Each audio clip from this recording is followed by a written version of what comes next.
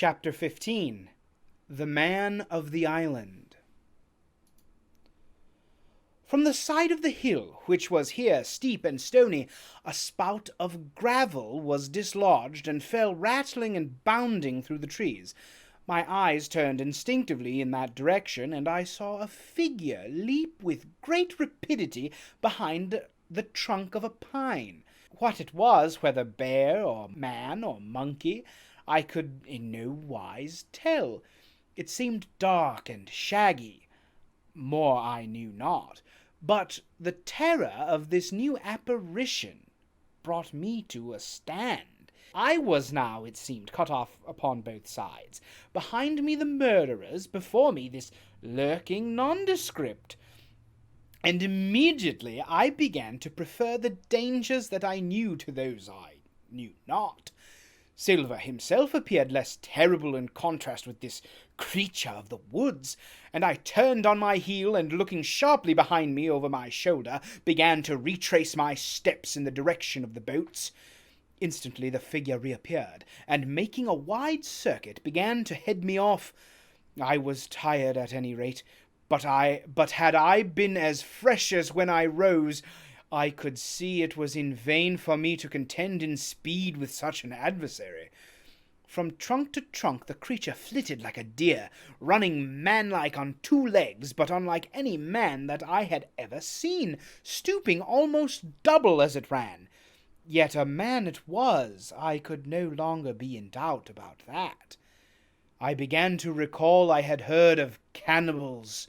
I was within an ace of calling for help, but the mere fact that he was a man, however wild, had somewhat reassured me, and my fear of Silver began to revive in proportion. I stood still, therefore, and cast about for some method of escape, and as I was so thinking, the recollection of my pistol flashed into my mind. As soon as I remembered I was not defenceless, courage glowed again in my heart, and I set my face resolutely for this man of the island, and walked briskly towards him. He was concealed by this time behind another tree trunk, but he must have been watching me closely, for as soon as I began to move in his direction, he reappeared and took a step toward me. Then he hesitated, drew back, came forward again, and at last, to my wonder and confusion, threw himself on my knees, and held out his clasped hands in supplication. At that I once more stopped. "Who are you?" I asked. "Ben Gunn," he answered, and his voice sounded hoarse and awkward, like a rusty lock.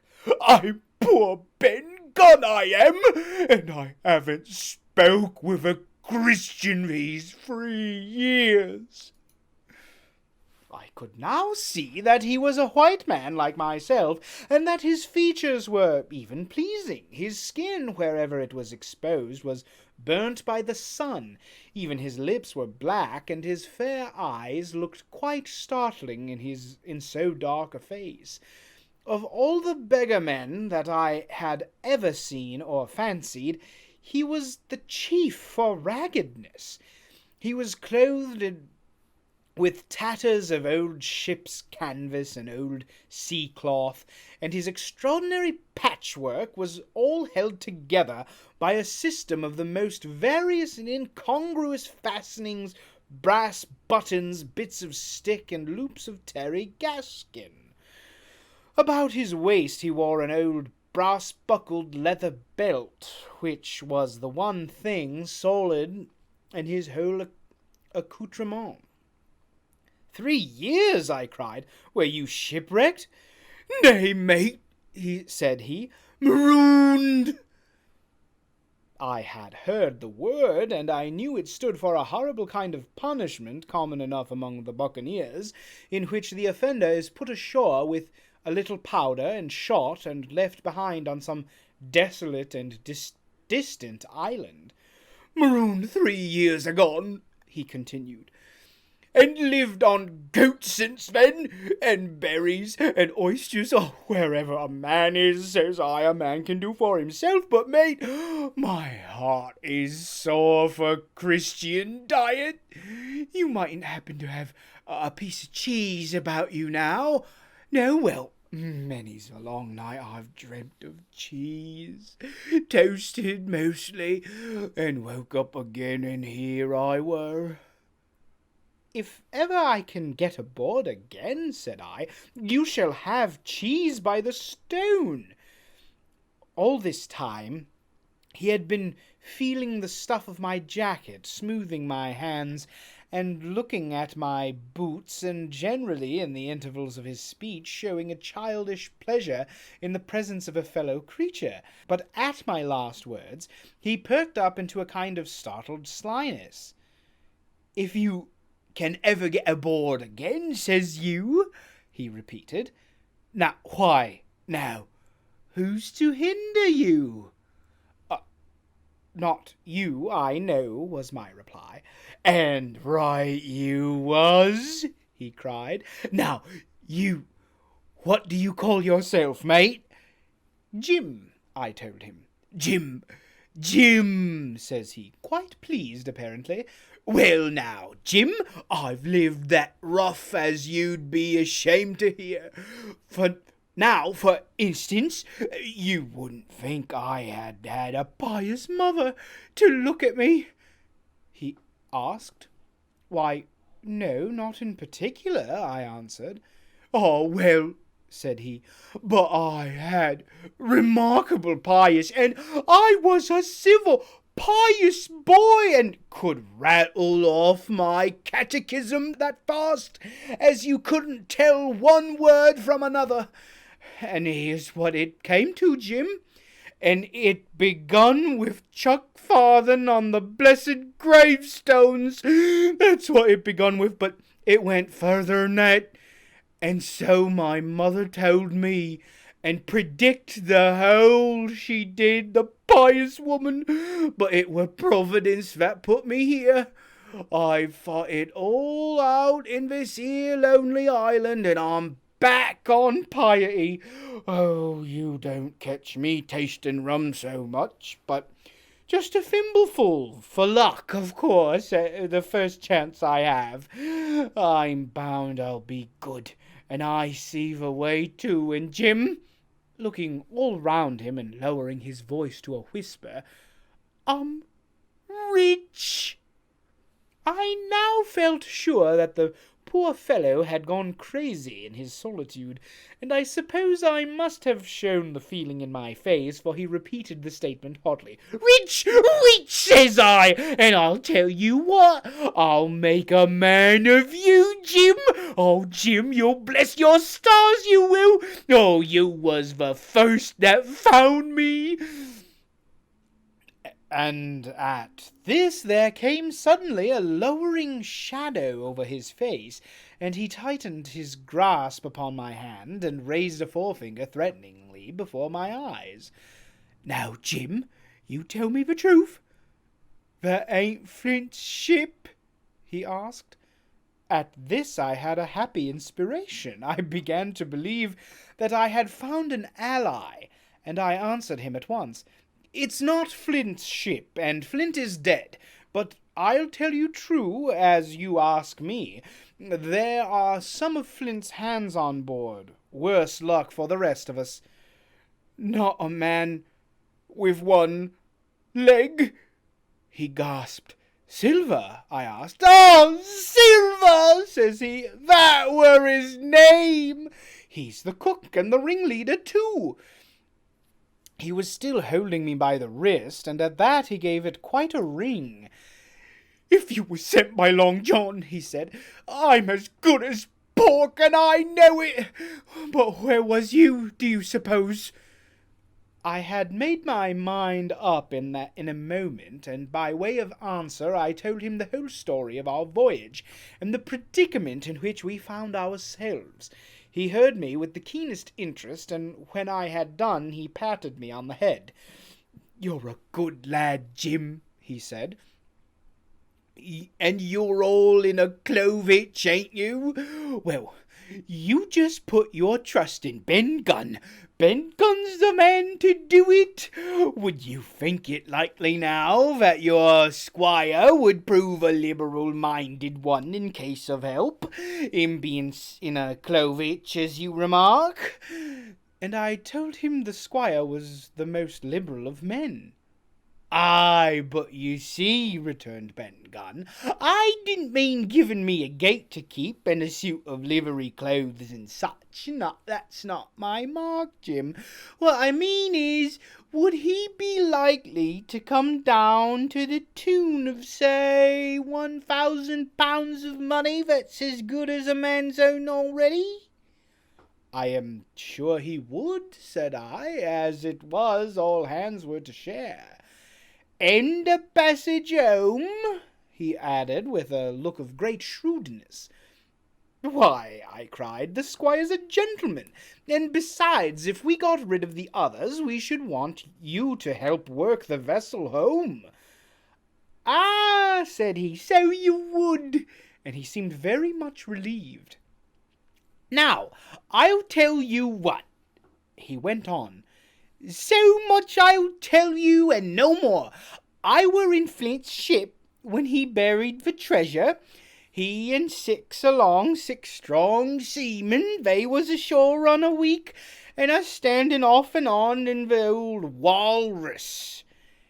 One fine day up went the signal, and here come Flint by himself in a little boat, and his head done up in a blue scarf.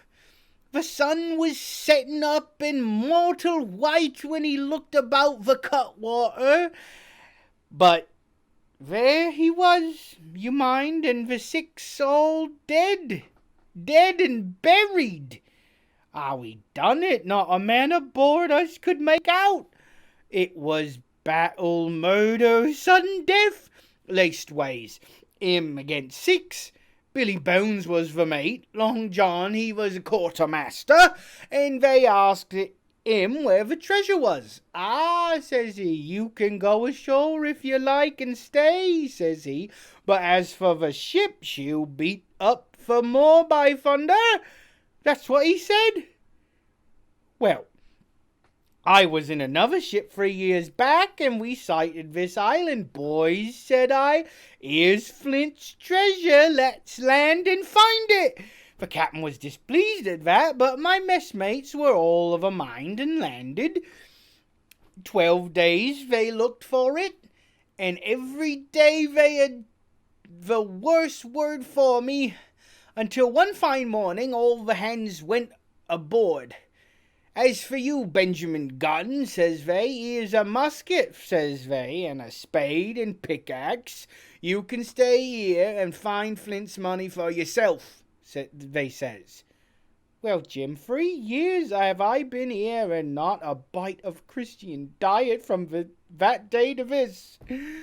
But now, look you here, look at me. Do I look like a man before the mast? No, says you, nor I weren't, neither, says I. And with that he winked and pinched me hard. Just you mention them words to your squire, Jim, he went on. Nor he weren't, neither. That's the words. 3 years he was the man of this island, light and dark, fair and rain, and sometimes he would maybe think upon a prayer, says you, and sometimes he would maybe think of his old mother, so be as she's alive, you'll say, but the most part of Gunn's time, this is what you'll say, the most part of his time was took up with another matter, and then you'll give him a nip, like I do, and he pinched me again in the most confidential manner. Then, he continued, then you'll up and you'll say this, Gunn is as good a man, you'll say, and he puts a precious sight more confidence, a precious sight, mind that, in a gentleman born than in these gentlemen of fortune, having been one himself. Well, I said. "I don't understand one word of what you've been saying, but that's neither here nor there. For how am I supposed to get on board?" "Ah," said he. "That's the hitch, for sure. Well, there's my boat that I made with my two hands. I keep her under the white rock. If the worst come to the worst, we might try that after dark." "Aye!" he broke out. "What's that?" For just then, although the sun had still an hour or two to run, all the echoes of the island awoke and bellowed to the thunder of a cannon. "They have begun to fight," I cried. "Follow me." And I began to run towards the anchorage, my terrors all forgotten, while close at my side the marooned man in his goatskins trotted easily and lightly. "Left, left," says he. "Keep to your left hand, mate Jim. Under the trees with you. There's where I killed my first goat. They don't come down here now. They're all mastheaded on up the mountainings for fear of Benjamin Gunn. Oh, and there's the cemetery." Cemetery, he must have meant. "You see the mounds? Oh, I come here and prayed nows and thens, when I thought maybe a Sunday would be about due. It weren't quite a chapel, but it seemed more solemn-like, and then, says you, Ben Gunn was short-handed, no chaplain, nor so much as a Bible and a flag, says you." So he kept talking as I ran, neither expecting nor receiving any answer. The cannon shot was followed by, after a considerable interval, by a volley of small arms. Another pause, and then, not a quarter of a mile in front of me, I beheld the Union Jack flutter in the air above a wood.